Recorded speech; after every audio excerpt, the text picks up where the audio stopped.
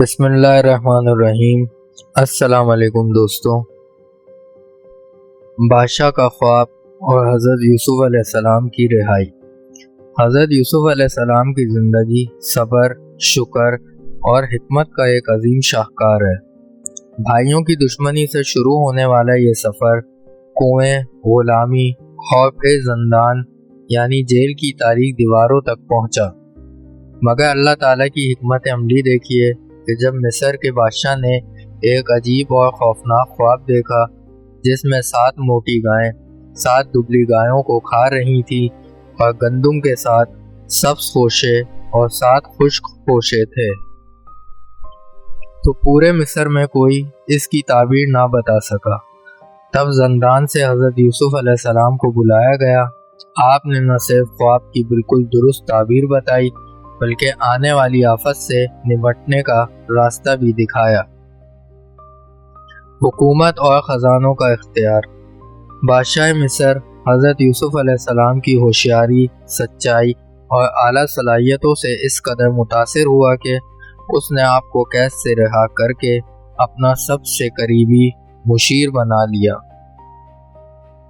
تب حضرت یوسف علیہ السلام نے فرمایا، مجھے زمین کے خزانوں پر مقرر کر دیجئے، کیونکہ میں حفاظت کرنے والا اور اس کا علم رکھنے والا ہوں۔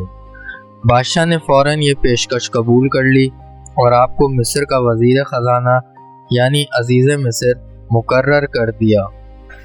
آپ کو حکومت کے مکمل اختیارات دیے گئے، شاہی انگوٹھی پہنائی گئی اور سنہری لباس عطا کیا گیا۔ اس طرح ایک وقت کا قیدی اب پورے مصر کی معیشت اور نظام کا سربراہ بن چکا تھا۔ خوشحالی کے 7 سال اور حکمت عملی۔ حضرت یوسف علیہ السلام کی تعبیر کے مطابق پہلے 7 سال مصر میں بے حد خوشحالی کے رہے۔ بارشیں وقت پر ہوئیں اور زمین نے اتنی فصل اگائی جس کی تاریخ میں مثال نہیں ملتی تھی۔ 7 سال گزرنے کے بعد جیسا کہ پیشن گوئی کی گئی تھی، قحط کے سائے پورے مصر اور اس کے آس پاس کے علاقوں پر منڈلانے لگے۔ بارشیں رک گئیں، دریائے نیل خشک ہونے لگا اور فصلیں تباہ ہو گئیں۔ صرف مصر ہی نہیں بلکہ کنعان یعنی فلسطین اور شام کے علاقے بھی اس شدید قحط کی زد میں آ گئے۔ لوگ بھوک سے بلبلانے لگے، مگر حضرت یوسف علیہ السلام کی دور اندیشی کی وجہ سے مصر کے سرکاری گودام اناج سے بھرے ہوئے تھے۔ جب عوام آہو پکار کرتے ہوئے دربار پہنچی تو آپ نے نہایت منصفانہ طریقے سے اناج کی تقسیم کا نظام شروع کیا۔ ہر شخص کو اس کی ضرورت کے مطابق غلہ دیا جاتا اور کسی کے ساتھ ناانصافی نہیں ہوتی تھی۔ آپ نے امیر اور غریب کا فرق مٹا کر سب کے لیے ایک ہی مقدار طے فرمائی۔ کنعان سے بھائیوں کی آمد اور خاندان کا ملاپ۔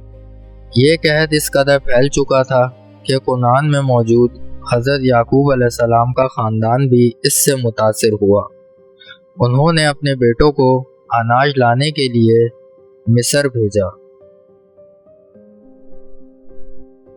جب یوسف علیہ السلام کے بھائی دربار مصر میں داخل ہوئے تو آپ نے انہیں فوراً پہچان لیا، کیونکہ یہ وہی بھائی تھے جنہوں نے بچپن میں آپ کو کنویں میں پھینکا تھا، مگر بھائیوں نے اپنے عزیز مصر بھائی کو نہ پہچانا۔ حضرت یوسف علیہ السلام نے ان کے ساتھ سلسلہ وار حکمت عملی اختیار کی۔ انہیں ان کے چھوٹے بھائی بن یامین کو لانے کا کہا اور آخر کار اپنی حقیقت ان پر ظاہر کر دی۔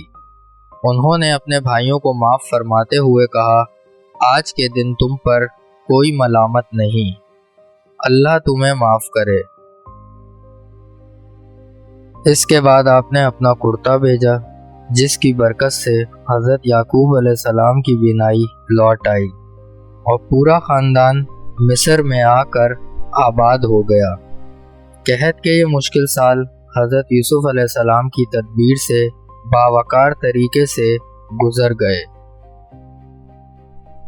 ناظرین، حضرت یوسف علیہ السلام کی حکومت اور قحط کا یہ واقعہ ہمیں سکھاتا ہے کہ مشکل وقت آنے سے پہلے اس کی تیاری کرنا اور خوشحالی کے دور میں اسراف یعنی فضول خرچی سے بچنا کتنا ضروری ہے۔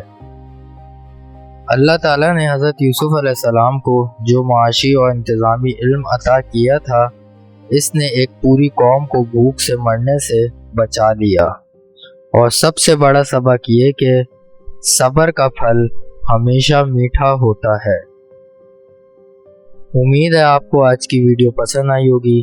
اگر آپ مزید ایسی قرآنی اور تاریخی داستانیں دیکھنا چاہتے ہیں تو ہمارے چینل کو ضرور سبسکرائب کریں اور اس ویڈیو کو لائک اور شیئر کریں۔ اللہ حافظ۔